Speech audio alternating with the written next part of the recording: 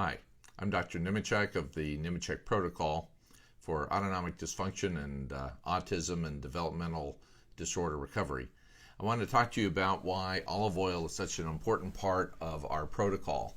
And it's kind of deceivingly simple.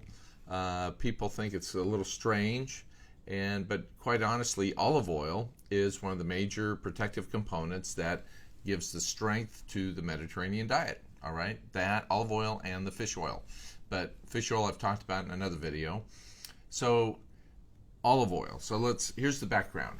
One, when we were Stone Age humans, we would eat plants and animals, things like that. And we have this balance of what are called omega fatty acids. And you have omega-6 fatty acids that turn on inflammation. You have omega-3 fatty acids that turn off inflammation. All right.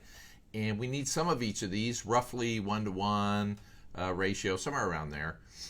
And so if you sprained your ankle as a caveman, so to speak, you needed the omega-6s to turn on inflammation. And then once the damage is repaired, you have these omega-3s that help shut off the reparative process. So that's kind of what they do in the background in your body. So you need this 1-to-1 ratio. But unfortunately, starting around in the 1950s, in the U.S. and then followed by pretty much every other country around the world over the following few decades, we quote-unquote industrialized our food supply, and we started putting vegetable oils in the food supply, such as soy and safflower and sunflower and margarine and shortening and stuff like that. These things contain a lot of omega-6s. And the omega-6 in particular that's particularly toxic is linoleic acid. And Americans are now getting somewhere like 20 times the amount that they should have of omega-6s versus 3s. All right? Remember, we're supposed to be about 1-to-1. So we got 20 times the amount of this inflammatory stuff. And it's almost like your body's saturated with kerosene, gasoline. And you get a little injury, you need a little inflammation to fight that process and help repair that process. You get a lot. You get so much, it's hard to shut off. All right? And so that's kind of part of the problem, and it's fueling a lot of the systemic chemical inflammation that's now being referred to as inflammaging. And we've got other blog posts on that as well. So what do we do about this? Well, one is you try to get rid of this excess stuff in your food supply. Now, canola, people fight me about this, and I don't want to get into the GMO discussion, but canola is a pretty even 1-to-1 ratio, so I don't mind canola, all right? And in terms of the omega issues, if you're worried about GMO and things like that, you can get organic, non-GMO canolas, and then you don't have to worry about that. But so canola has this 1-to-1 balance. Now, and you can say, certain food products that are made with soy, now some of the manufacturers like mayonnaise, some of them are making it with canola. So you can do some switches like that. If you happen to use vegetable oils at home, you get rid of that, and you can use an olive oil or canola to replace that and so forth. So there's some stuff you can do there, but it is ever present. It is every time you eat out. It's in so many packaged goods. It's really, really hard just to get rid of the whole thing and balance that out on your own. So what you need is, remember, the omega-6 is called linoleic acid. What you need is a linoleic acid blocker, so to speak. And that's what's in olive oil. It's a omega-9 called oleic acid. Extra virgin olive oil is roughly 60-70% oleic acid. All right? Now, don't be fooled by some vegetable oils. They'll say high oleic sunflower oil. It only has about 10% oleic acid. It's not very high. Okay, it's not going to protect you like olive oil. So olive oil is very unique in this way. And so what happens is you get way too much of these omega-6s in your cell membranes.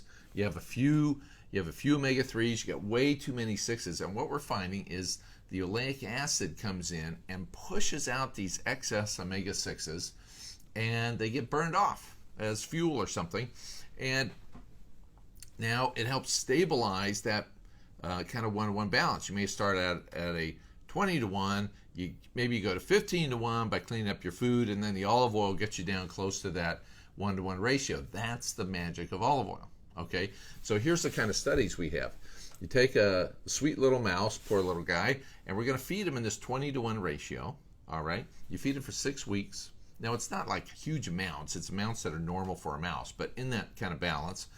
And in 6 weeks, they get brain damage from the inflammation. They become obese, and they're pre-diabetic.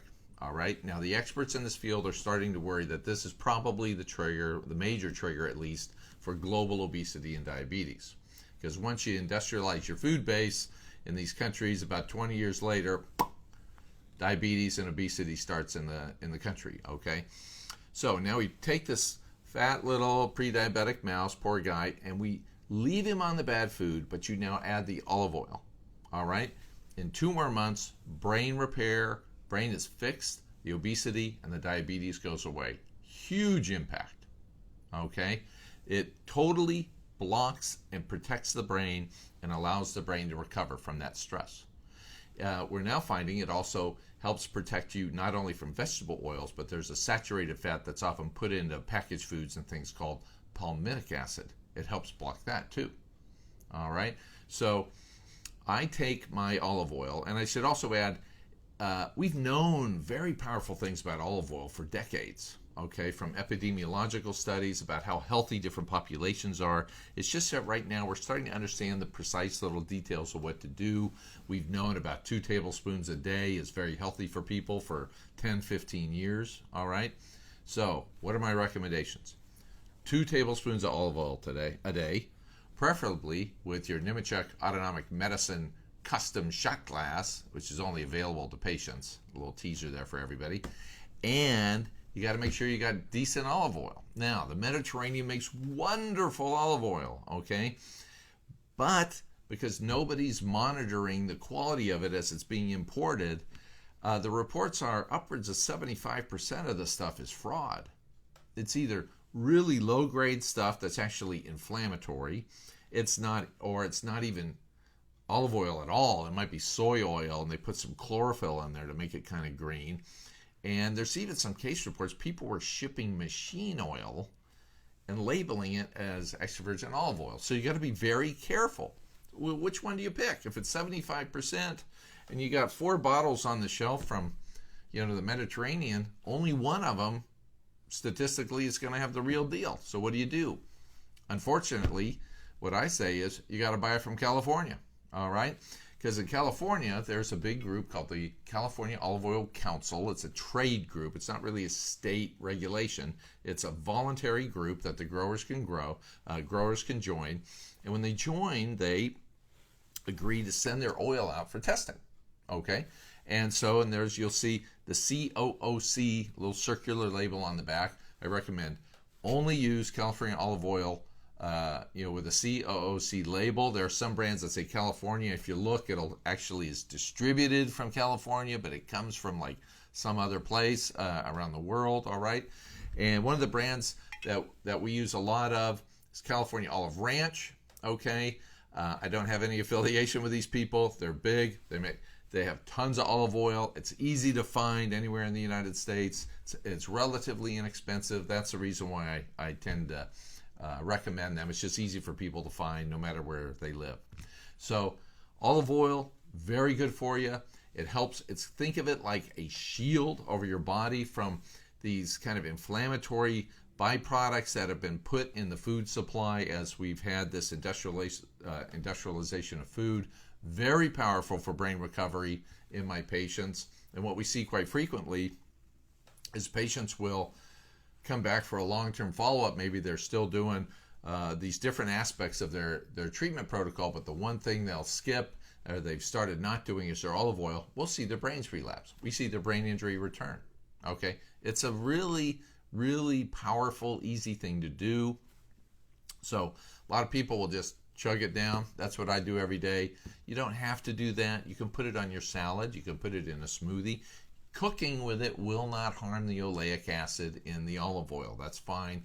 Cooking does not make it cancerous or something like that. I mean, if you think about it, it was the major cooking oil in the Mediterranean for 1,000 years. I think if it was causing disease when they cooked with it, they would have figured that out a long time ago.